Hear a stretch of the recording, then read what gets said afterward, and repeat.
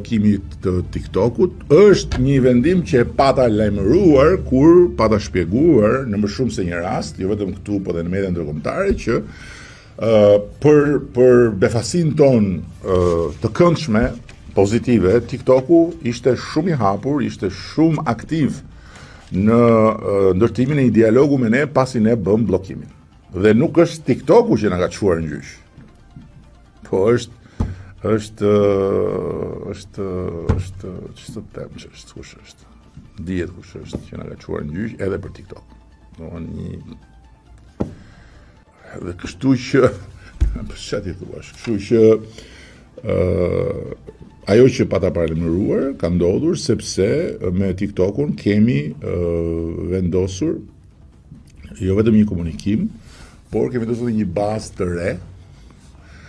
Dhe për këtë arsye vendimi i Këshillit të Ministrave nuk është tërheqje, nuk është dorëzim, aq më pak pastaj nuk është mbyllje sysh, siç është komentuar, me sa më thonë, por është rezultati i një procesi serioz, rishikimi dhe një pune konkrete, adresimi real të shqetësirave për sigurinë dhe për filtrat e nevojshëm që të ketë shumë më tepër kontroll në kuptimin e mirë të fjalës, jo censur, po kontroll, mbi gjithë aktivitetin dhe mbrojtje të fëmijëve dhe të më të rinjve në radhë të parë.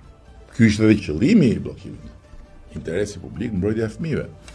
Dhe kjo ishte edhe vija e dialogut, dhe sot TikToku është sërish i aksesueshëm sepse janë vendosur mekanizma të ri sigurie.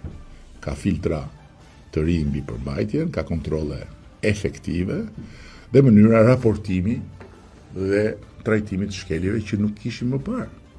Kështu që kjo është e gjithë.